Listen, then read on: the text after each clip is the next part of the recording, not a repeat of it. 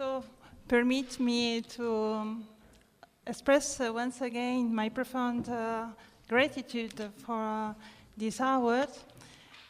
My gratitude to the Foundation per le Scienze Religiose Giovanni XXIII and the person of Professor Melloni.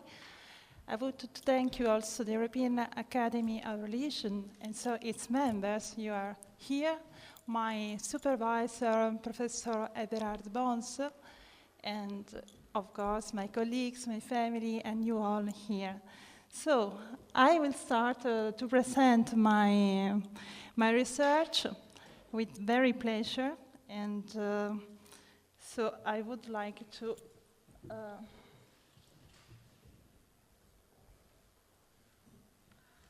yes, I want to project my PowerPoint.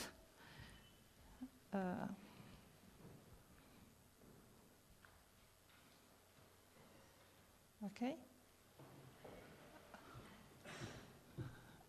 Is it good? Oh, yes. Okay.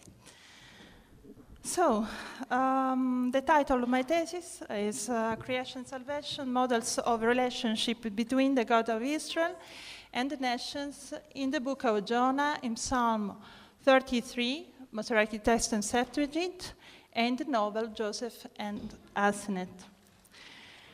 The starting point of my doctoral thesis in biblical exegesis submitted to the University of Strasbourg is the current debate on monotheism and religious pluralism.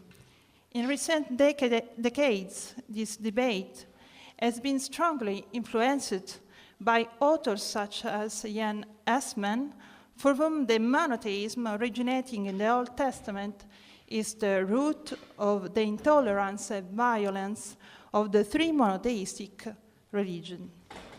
In my thesis, however, I didn't wish to challenge Assmann's theory, but address another question. Behind the phenomena of intolerance or violence to be attributed to biblical monotheism, one can ask, did it not also produce inclusive tendencies that allow the conceiving of a positive relationship between the God of Israel and the non-Israelites? Hence, what could be the theological assumption permitting the elaboration of such ideas? In particular, does the idea of creation play a role in this process? If yes, in which sense? My aim is not to contribute to the historical research concerning the different categories of so-called sympathizers, God-fearers, and proselytes in the Hellenistic and Roman periods. The scope of my thesis is to reconstruct some of the most important theological principles motivating and supporting the possibility of an approach by individuals and people of the God of Israel. In this perspective, my objective is to analyze some texts in which the relationship between the God of Israel, and non-Israelites is in the focus of attention. In particular, my analysis deals with three texts of different genres, periods, and provenance. Two Old Testament texts, the book of Jonah and Psalm 33, and a so-called intertestamental text belonging to the Hellenistic, Judeo-Hellenistic literature, the novel Joseph and Asenath. Thus, my studies examines three different texts from the point of view of literary genre, date, and origin in order to understand their position towards those who, although not Israelites by birth, come to know or find a relationship with the God professed by the Israelites. In this way, I seek to identify the common ideas in this text and to study how each of them intended to present such ideas in order to provide theological arguments, allowing to conceive this relationship in inclusive terms, that is, in a positive and non-violent manner. In the main part of the following synthesis, I will give a brief summary of the most important results of the exegesis in 3 biblical and non-biblical texts.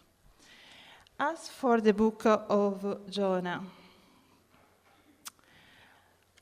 in a first stage, I wondered if a fresh approach would still yield new results, numerous details, commentaries, and monographs being available.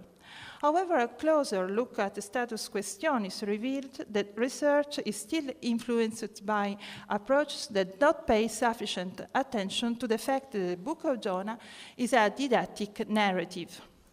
Furthermore, some important motifs of the book still lack deeper investigation, notably the cultic attitude of the non-Israelites in the first chapter, the adherence in faith to the God of Israel by Ninevites in chapter 3-5, and in particular the corresponding vocabulary, Haman in Hebrew, to believe, and Yareh, to fear.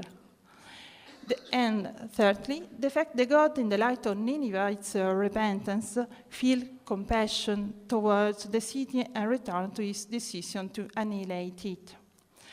On closer examination of the bibliography, it emerges that many aspects of the relationship of the God of Israel with both the non-Israelite sailors and with Nineveh has been neglected. This is why it seems necessary to me to have a fresh look at these issues, paying particular attention to the structure of the text. My analysis is carried out carefully on the basis of a close reading of the text. My exegesis take into consideration the important linguistic and narrative characteristic of the Hebrew text, namely gaps of information and possible ruptures. Nevertheless, the narrative features did not lead me to investigate reconstructed literary strata. Rather, I intended to study the text of the Book of Jonah in its final Masoretic version. The results of my exegesis can be summarized in 7 points. Firstly, the Book of Jonah has not interest in transmitting historical facts. It is not either a linear account which presents events in a definite chronology and furnishes detailed information on the change of place, scene, or characters. Rather, the genre of the book is close to a didactic narrative. Secondly, the Book of Jonah takes one of the themes which probably have become urgent in the post-Syriac Israel, that is, how to understand its relation with the other people in the light of Israel's own special relationship with his God. In what way to rethink the traditional theological categories, trying to extend their validity beyond the borders of Israel? The Book of Jonah does not provide a clear-cut solution, but presents the questions in all their problematic nature. Without denying Israel's exclusive relationship with his God, for example, the validity of the promise of Exodus 34:6, the Book of Jonah nevertheless allows the glimpsing of new horizons, addressing the question of the validity of this promise for non-Israelites. Obviously, the book leaves room for opposition and doubt expressed by the character of Jonah. In fact, through his reticence in accepting the mission given by his God and then rejecting the latter merciful action, he displays the difficult discussion around the place that the non-Israelites have to occupy in the salvific logic of God. Thirdly, some recent authors underline the fact that God cannot change his mind, so that the possibility of a repenting of the part of God is to be excluded. Therefore, the destruction of Nineveh only would be postponed. However, such a reading is to be rejected. On the one hand, because the conclusion of the book does not lead to an univocally negative interpretation. On the other hand, because the final verse have to be read against the background of the salvation of the sailors and then of the Ninevites, which actually occurs through the repenting of God.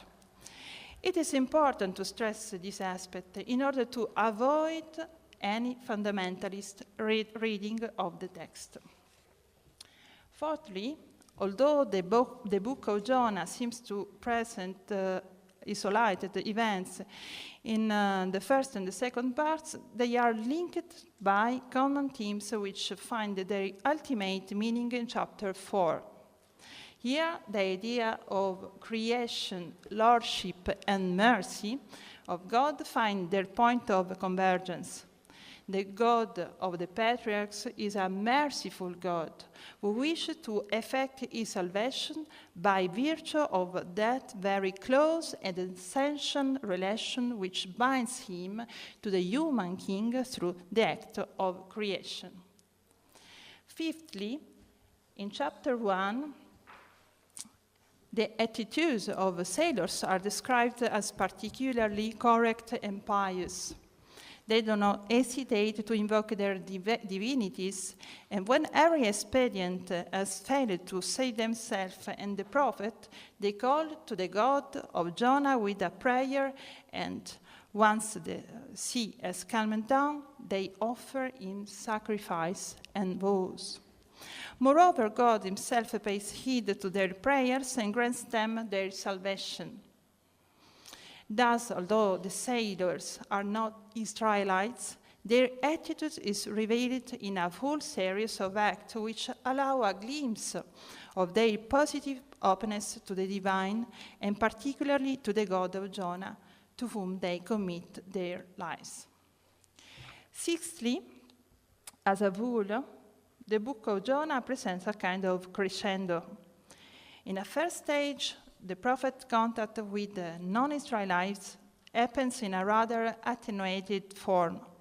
The sailors are sketched as pious individuals. In a second stage, Jonah is confronted with another category of non-Israelites, the Ninevites, who are said to have provoked the wrath of lords because of their wicked conduct. It is from this guilty condition and because of the threat of destruction that they had changed their behavior and followed by rites of self-abasement, which expressed their intention to change their behavior and submit themselves to Elohim, the God of Jonah. This will guarantee God's favors and will be the prelude to the repenting of God, who, as a merciful God, will choose to procure for Nineveh no longer destruction but salvation. Even if Nineveh does not belong to Israel through genealogical descent, it is presented as standing in a direct line with the latter by virtue of its fate.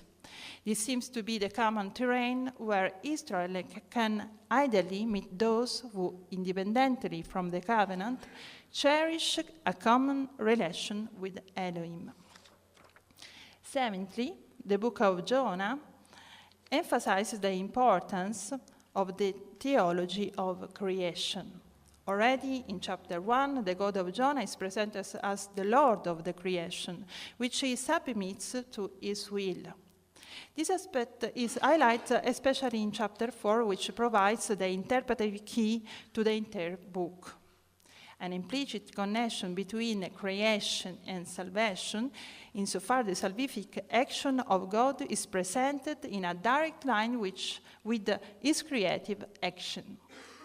The latter constitutes the starting point from which the text intends to explain the mercy which God extends to the Ninevites. In this sense, the God of Jonah shows interest and care even for non-Israelites on the grounds that they too are his creators. As for the second text I have analyzed in my doctoral thesis, Psalm 32 in the Septuagint version, My initial question was again, has not everything been said in past research? To be sure, in the last 115 years, Psalm 33 has been interpreted in a very different ways.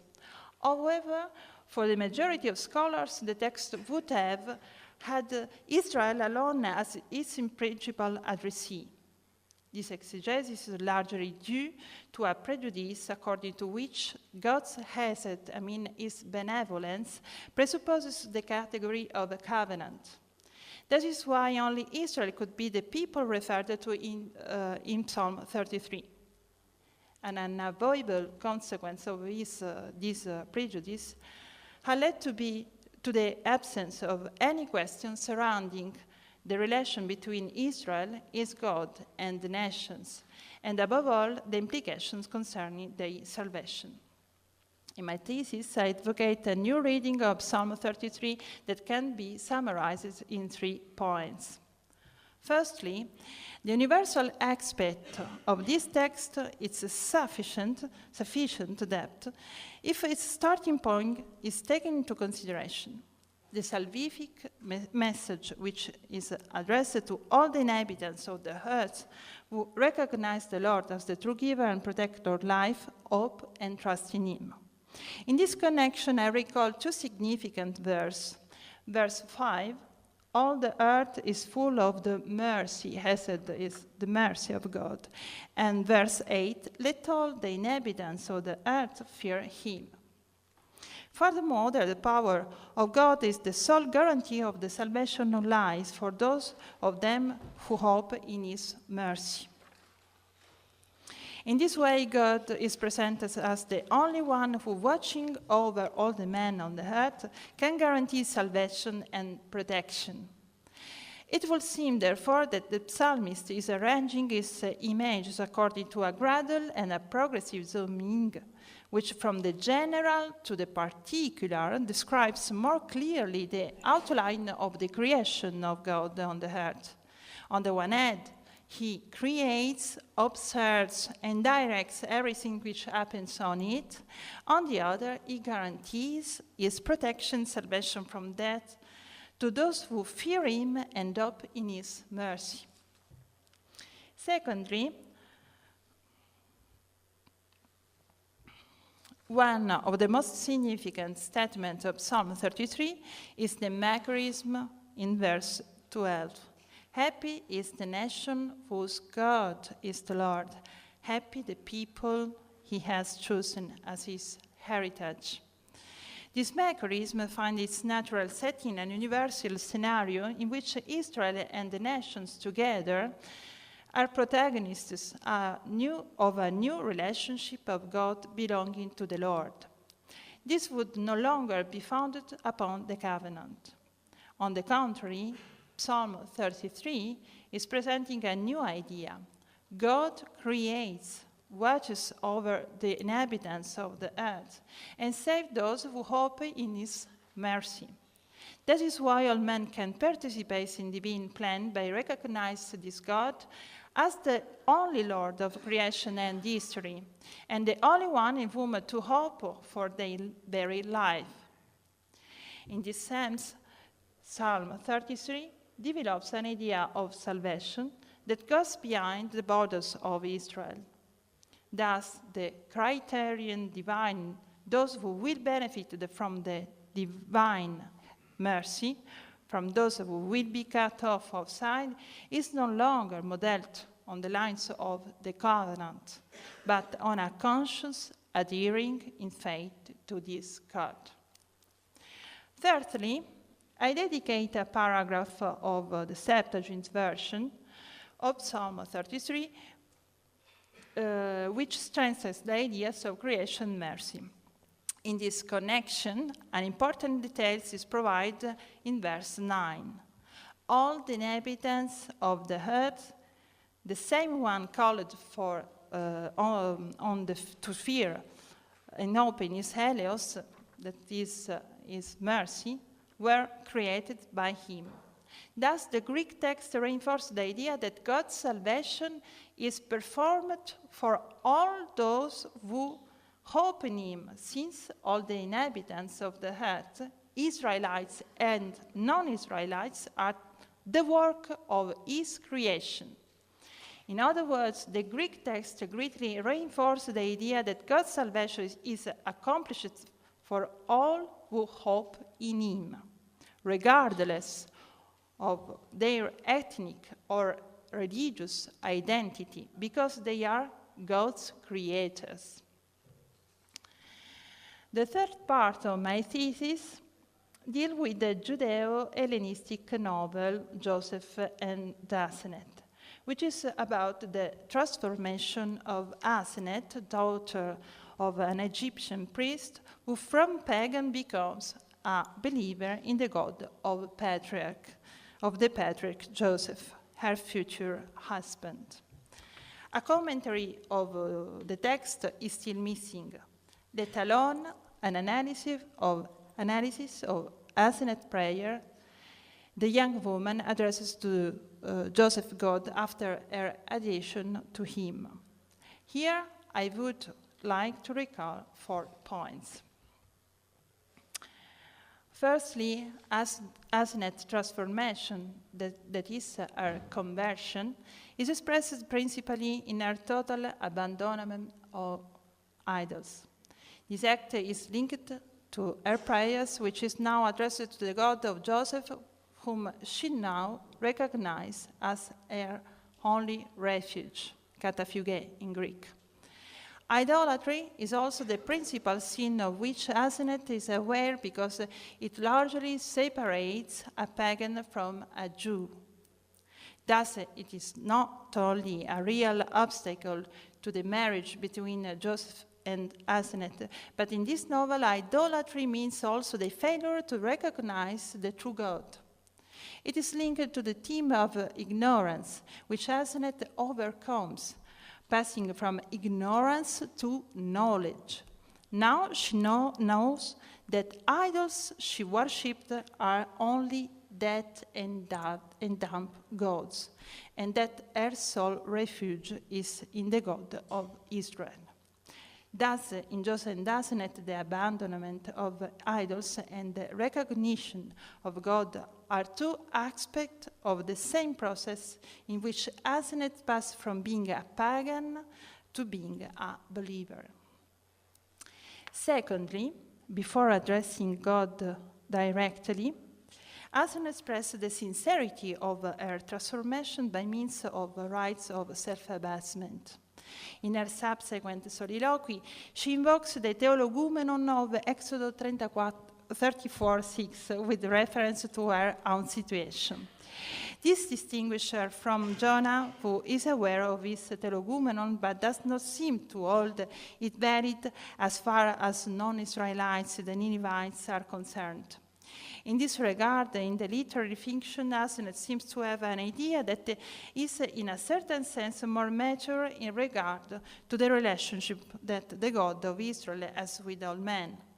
Thus, Asenath is taking a step forward by seeking from God the forgiveness of her idolatry, because she recognizes Joseph God as merciful and compassionate to all his creatures.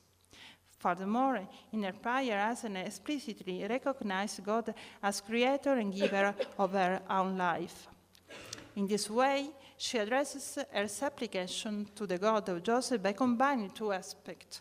God is the creator of everything and merciful God, as Asenath concludes from Exodus 34:6. Thirdly, the angel's dialogue with Asenath shows that her transformation as a paradigmatic character. As a city of refuge for all the nation, Asenath becomes the model of every pagan who, following in her footsteps, will be able to obtain from the Creator of God full pardon and salvation.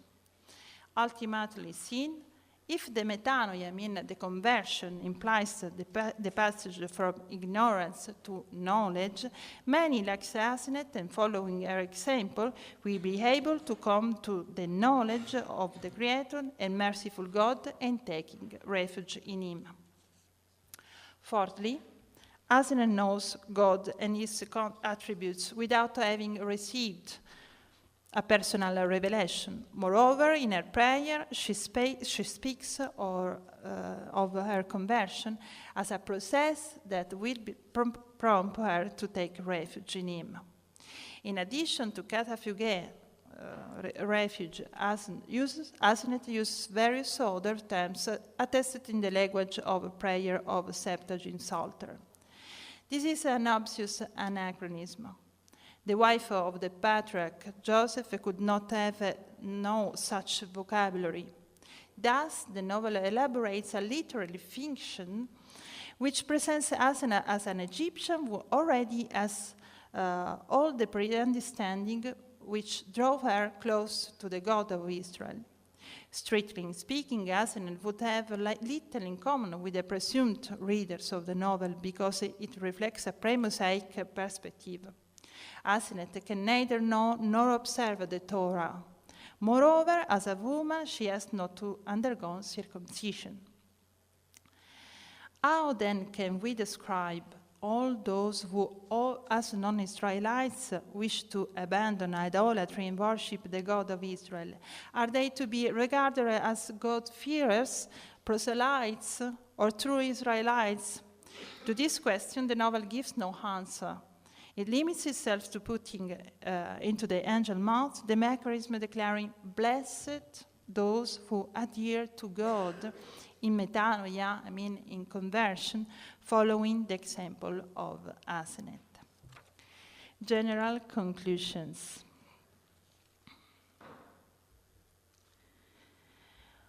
All three text analyses focus on the relationship between the God of Israel, and the others. Second, the three texts take into consideration a saving act by the God of Israel towards non-Israelites by virtue of three main theological ideas. A. God is the one who is at the origin of all created things and the only one who can guarantee life for his creators. B. This saving power is exercised by God of Israel in a supreme and surmountable way towards all those on the face of the earth and for all generations. C. The Hesed, Elios, the mercy, the principle that makes possible the salvation of those who turn from pagan to God of Israel, is presented in all three texts as a typical feature of divine action towards all being of the earth. It is addressed to all men by virtue of their origin in God, who is the creator of all that exists. Thirdly, the attitudes of the non-Israelites who adhere to the God of Israel and obtain salvation from him is described through various categories, mainly fearing God, believing him, hoping his chesed, and taking refuge in him. My doctoral thesis will be published in English in the next weeks in the FAT for Schwungen zum Alten Testament 2, series by Mohr, Siebeck, Tübingen. The announcement is already present in the catalog and on the website of the publishing house. Thank you very much for your attention.